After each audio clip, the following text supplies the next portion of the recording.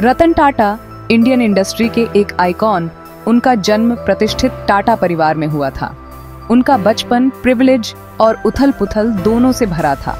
उन्होंने अपने परिवार की बदलती गतिशीलता और भारत के विकसित होते परिदृश्य को देखा।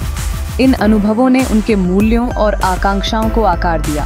अपनी शुरुआती शिक्षा भारत में पूरी करने के बाद रतन टाटा ने कॉर्नेल यूनिवर्सिटी में आर्किटेक्चर में उच्च शिक्षा हासिल की।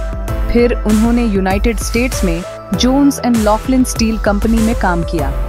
इस अनुभव ने उन्हें बिजनेस की दुनिया में बहुमूल्य अंतर्दृष्टि प्रदान की। 1962 में रतन टाटा भारत लौट आए और टाटा ग्रुप ज्वाइन कर लिया। उन्होंने टाटा स्टील के शॉप फ्लोर से शुरुआत की, विनम्रता और कड़ी मेहनत को अपनाते हुए। इसने उन्हें इंडस्ट्री की वास्तविकताओं से रूबरू कराया। इसने उनके भविष्य के नेतृत्व के बीज भी बोए। एक युवा लड़के से बिजनेस लीडर तक का रतन टाटा का सफर वाकई प्रेरणादायक है। उन्होंने चुनौतियों और अवसरों को समान उत्साह के साथ अपनाया। उनकी कहानी हमें याद दिलाती है कि सफलता एक जर्नी है, मंजिल नहीं। यह कड़ी मेहनत, दृढ़ता और उत्कृष्टता के प्रति प्रतिबद्धता की नींव पर बनता है। 1991 में रतन टाटा ने टाटा समूह की कमान संभाली। वह इस विशाल समूह के चेयरमैन बने। यह भारतीय व्यापार इतिहास का एक महत्वपूर्ण क्षण था। उनके नेतृत्व में टाटा समूह में एक महत्वपूर्ण परिवर्तन आया।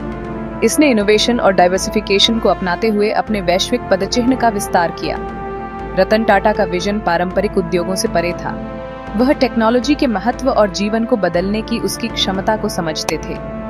इसने उन्हें इंफॉर्मेशन टेक्नोलॉजी, टेलीकम्युनिकेशंस और ऑटोमोटिव मैन्युफैक्चरिंग में पहल करने के लिए प्रेरित किया।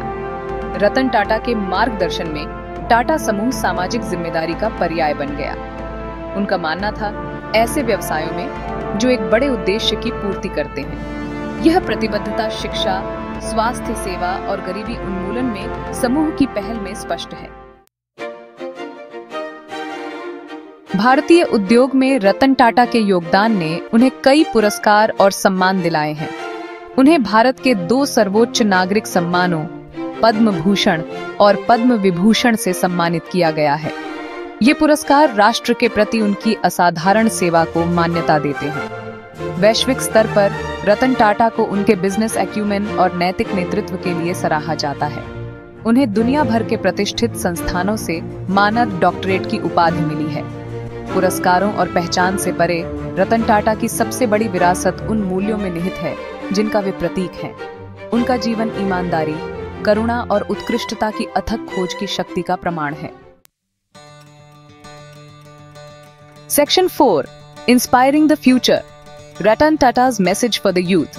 रतन टाटा अक्सर अपनी विजडम और इंसाइट्स को युवा पीढ़ी के साथ शेयर करते हैं। वह उन्हें बड़े सपने देखने और अपने जुनून को निडर होकर आगे बढ़ाने के लिए प्रोत्साहित करते हैं। वह कड़ी मेहनत, दृढ़ता और निरंतर सीखने की प्रतिबद्धता के महत्व पर जोर देते हैं।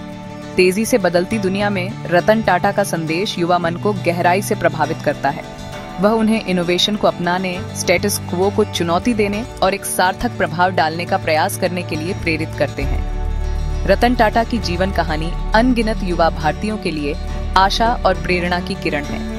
वह एंटरप्रेन्योरशिप, इनोवेशन और सामाजिक जिम्मेदारी की भावना का प्रतीक है। Section 5, leading with purpose, Ratan Tata's philosophy for success. Ratan Tata का नेतृत्व दर्शन इंटेग्रिटी, एथिक्स और पर्पस की गहरी भावना में निहित है। उनका मानना है कि व्यवसायों को न केवल लाभ कमाना चाहिए बल्कि समाज की भलाई में भी योगदान देना चाहिए। ये दर्शन टाटा समूह की सामाजिक पहल के पीछे प्रेरक शक्ति रहा है।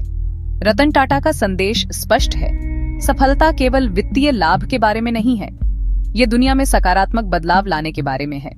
रतन टाटा का जीवन और कार्य पर्पस ड्रिवन लीडरशिप की शक्ति का प्रमाण है। उन्होंने दिखाया है कि व्यवसाय अच्छे के लिए एक ताकत हो सकते हैं जो दुनिया में सकारात्मक बदलाव लाते हैं।